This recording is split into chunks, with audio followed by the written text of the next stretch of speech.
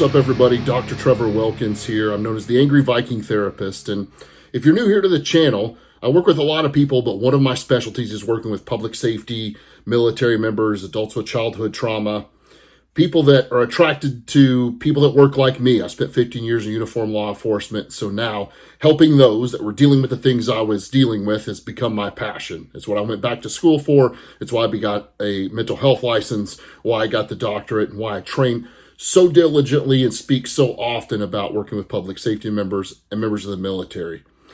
EMDR is one of the things that's been much more popular lately. Eye movement desensitization reprocessing is what it stands for. And although it's been around since the 70s, it's gained a lot of popularity, I would say, in the last 20 years. And in my opinion, it's because after 2000, when we started sending tons of military deployments over and people were having multiple deployments and multiple times in country, seeing multiple different things, we really had to step up our game about dealing with trauma. Before that, there was definitely wars and difficult things in public safety, but this repetitive deployment, this repetitive thing, we started to realize is going to take a little bit different kind of trauma treatment, a little bit different for that chronic trauma as opposed to maybe dealing with one thing. Now, one of the things that EMDR has been famous for lately is the treatment of PTSD. It's what was originally formed for. We have a lot of research about what it does in the brain, about slowing that limbic system down, about slowing that overreaction, the over emotion to things, about dealing with some of those triggers that some of you deal with because of your career, because of your past, whether it be trauma, whether it be things that you've dealt with chronically throughout a stressful career, or even adult now as childhood trauma, things you've dealt with in your past. So we've seen a lot of research and we know a lot of things about dealing with trauma. But I'll be honest with you, most of the things that come to me that I treat with EMDR are not one-time events. It's certainly there, but it's probably 10% of what I see. The other 90% is chronic stress, chronic trauma, chronic things that continue to happen within public safety and military. But there's a lot of other things that I've seen a lot of benefits from EMDR for, especially in that public safety realm. We can't just say it's all about treating this trauma. I've seen it do so much more. Keeping in mind that what EMDR treats is part of the neurology of the brain, right? We use neurology and the neurosciences to kind of understand what's going on when people are dealing with depression or anxiety, when people are dealing with trauma, whether it be PTSD, something chronic, something that's a high stressor. We're actually dealing with the neurology of the brain. There's lots of ways to do that. Medications can help, different treatments can help, changing your life, changing your philosophy can help. You've heard me talk about that on other videos, but keeping in mind that we can improve so much more things with EMDR, first of which the brain's threat response. You're still going out there, many of you, whether you're still involved in public safety after dealing with the trauma, whether you're back from being in country and dealing with combat and now you're trying to live whatever a normal life is, you're still responding to threats. Now, maybe they're not all life-threatening. Maybe some of these things are the daily responses. But why not improve the way that you learn to deal with threats? Is it something on the road that bothers you because of your time in the military? Is it going to a certain call? Is it dealing with certain types of calls? Is it triggers of some things that people say or that they do? Why not improve the way that your brain is going to respond to a lot of this? This is something that clearing up a lot of those overreactions, clearing up the over emotion to your traumatic events will do. It's not just about getting rid of that one event. Doesn't it make so much sense to learn to deal with threats in a different way? Number two, enhanced decision making. That one should almost speak for itself. One of the things that trauma does to us is it makes everything else in life irrelevant. I can't tell you how many times in my office or on my online programs I hear, I'm just numb. I come home from a hard day at shift. I come home from a hard day on base. I come back from a deployment. And the last thing I care about is my spouse asking me, when are we picking up the kids? When do we have to do this? Did you pay the water bill? Did you get the propane tank filled? That's my personal one that I tend to forget. So I'll throw it in there. But doesn't it also make sense that when you're dealing with high levels of trauma, when you're dealing with high levels of stress, the other stuff really doesn't matter? If I go see a child victim of a crime, do you honestly believe that when I come home, what I'm worried about is, did the kids clean their room?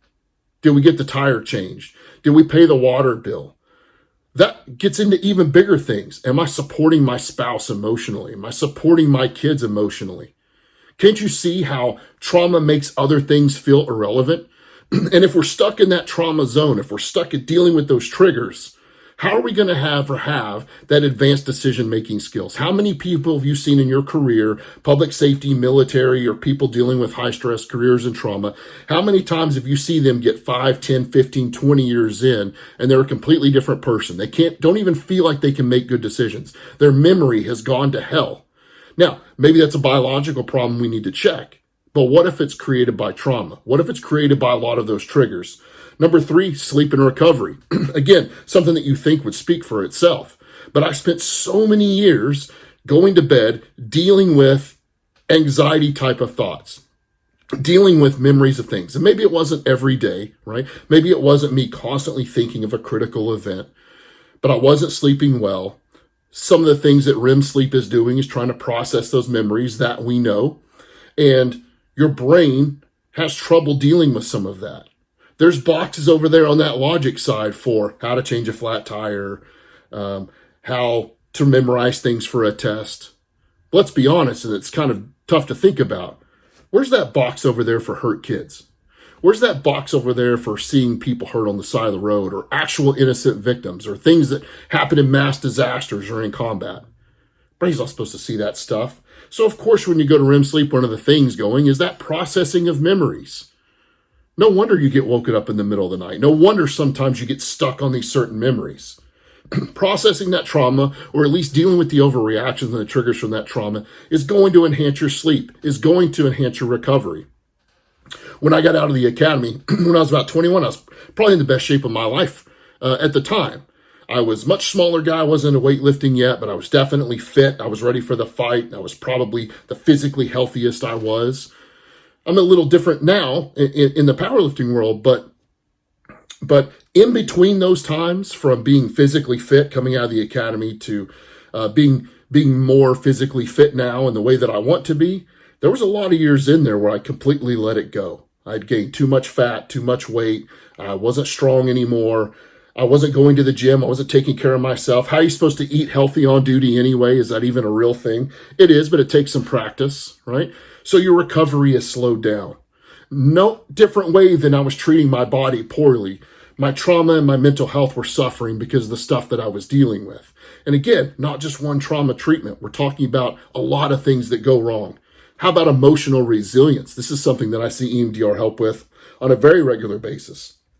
If you're already stuck with what I call the shit pile, and you're just adding more shit to it, how are you supposed to be resilient to that?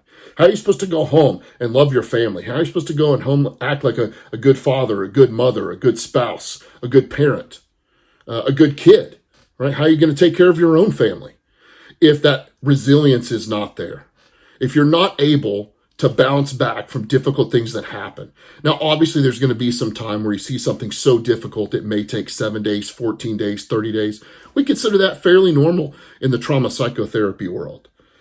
14 days, 30 days, 60 days, 90 days, 6 months, a year, and we're still not able to feel like we're functioning normally, whether it's coming up all the time or not, which is fairly rare, or whether we just find ourselves getting in a worse place, being less emotionally resilient, having less recovery.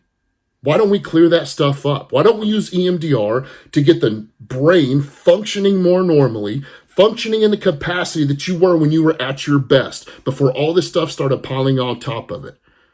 That resilience should speak for itself. It's something that we talk about in the law enforcement world all the time. Resilience, resilience, resilience. You got to be resilient. Look at these people that were resilient. Look at these people that came back from big things. And man, that's important. But why not treat your brain? Why not treat your brain like the muscles that you're trying to build in the gym? We all know you need to be strong for the fight. You need to be fit for the fight. You need to be healthy. You got to have good cardiac health for police, fire, EMS, military. All these things are important. Why aren't we treating the brain the same way? Why aren't we treating the brain like this muscle that we can make stronger? I'm more resilient now than ever in my life. Things happen all the time. I'm so much easier able to bounce back from them, even the very difficult stuff. Why? Because I'm not bogged down by all that crap in the shit pile, right? I'm not bogged down by all that stuff. That emotional resilience is super important. I've touched on this one a little bit already, but how about improved relationships? How about the fact that I was coming home every night, and though I've never laid a hand on my wife or kids, I found out years later when I was in that really dark space that I was making them walk around on eggshells. My wife and my kids walked around on eggshells. There's plenty of statistics out there that will show you that the wives of men who are suffering with PTSD tend to be depressed. So it's not just you. It's not just you able to just suck it up and deal with it. Many of us joined public safety in the military so that we could do the things that other people won't do. We knew we could be tough. We knew we could be resilient. We were willing to go out there and do the hard stuff. And some of you still are. Thank you. But your family's suffering. Your wives are depressed. Your spouses are depressed. The kids of people that deal with a parent with PTSD and a parent who's now depressed because of it have a lot of trouble later in life understanding what strong relationships are. You're not just affecting you, folks. You're affecting everybody around you. In those dark years, I was willing to just kind of suck it up and deal with it, pull myself up by the bootstraps and move forward. Okay, so I'm suffering and I'm angry and I'm dealing with this. Whatever, I signed up for it. It's okay. You're not just affecting you. You're an idiot if you think so. Take a poll yourself of where your family used to be to where it is now. Maybe you're stronger because you figured out some of this stuff. I bet most of you it's not. I bet most of you have lost a lot of resilience and have lost a lot of those emotional supports. How about longevity? There's something that I see help. I read a statistic back in 2019 that the average years of service that an officer commits suicide is 20 years of service. That blew me away. 20 years? Most of you have made it. I know some of you have to go 20, 25, 27, 30. But there's a light at the end of the tunnel at this point. My career, we were going for 20. That was the 20 and out dream. So you're at the end of your service and then you kill yourself? That's the average? And it's the average. I mean, that's when most people are doing it. Some longer in service, some shorter in service. But the average was 20 years. It made no sense to me. What I thought about with trauma is it was the 4 and the 5s and the 10s where you're kind of tired of seeing all the stuff and didn't feel supported. Maybe you're in the middle of losing your spouse or your kids. But 20 years, we got a longevity problem here. Now, I did a study back in 2019 that I'll make a video about that kind of talked about the different things that add up to that operational organizational stress that may complement this dealing with the 20 years. But what about the fact that all the stuff keeps piling on top of us? What about the fact that we need to understand longevity? Traumatic events will continue to hurt our longevity. And yes, I know that you're strong. And yes, I know that you'll push through. What are you doing to them? Are you really happy sitting in your cruiser in the median, pissed off at everybody? That's where I thought I was. That's what I was doing. Was I really pissed off at the whole world, or was I pissed off at myself because I was no longer resilient and couldn't do the things that I promised I'd do 20 years before? Why don't we use things like EMDR to help with that? What about taking a proactive step? What about going back to the days like the academy where you did the right thing the first time, every time? Now I realize when we graduate the academy, we're kind of young and idealistic and we don't know what law enforcement or fire, EMS, public safety, military is going to be like. But man, we were firing on all cylinders, weren't we? We did the right thing the first time, every time. We had integrity. Many of you have lost that integrity, not just because of the things you've seen, but the way that you're absorbing it. That longevity is gone. That resilience is gone. Your family's falling apart. This job doesn't feel worth it anymore. You don't feel appreciated. I can't turn all those things around for you. People are people. And I'm not saying that just because you get some help from a guy like me or somebody that understands what's going through public safety and military minds and that EMDR is the magic sparkle that's going to make everything better. But I've been doing this for a while now, folks. I'm doing this from the standpoint that I was there. My 15-year career was cut short. I wanted 20 or 25. It was cut short, no pension, no medical, because I was an absolute disaster. And I wasn't weak, and you're not weak, and I wasn't crying on the side of the road, but my longevity, my ability to bounce back from things was completely gone. And it was clearly evident that I was destroying everything around me. And there for a while, I was willing to just suck it up and be the man about it, because that's what you think you're supposed to do. It turns out I needed some help. EMDR saved my life. It probably would have saved my career. It probably would have saved my family at the time. What EMDR did for me was take the overreaction out of the things that kept happening around me. I didn't want to be numb. I didn't want to not care. And it wasn't a single call that I was struggling with. It was my resiliency was gone. My health was gone. My sleep was gone. Now, if you've made it this far into this video and you're looking to scroll down and send me a message about you signed up for this and, stop being weak, we all deal with trauma, just move on. You're going to get banned anyway.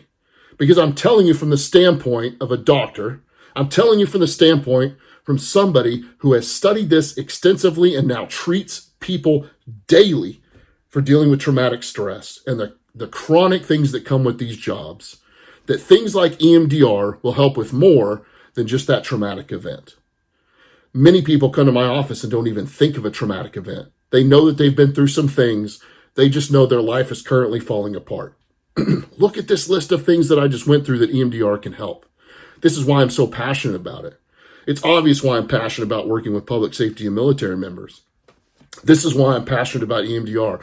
I'm going to continue with a series of videos that goes much more into detail about what EMDR is, what we know it treats, how it actually works, what's going on in a session, how it can benefit you more. But I wanted to start this one with the things that you can benefit from it that aren't just necessarily dealing with a traumatic event.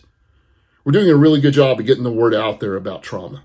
We're doing much better about getting the word out there about resiliency and health, about being able to bounce back from these things, about seeing what's going on.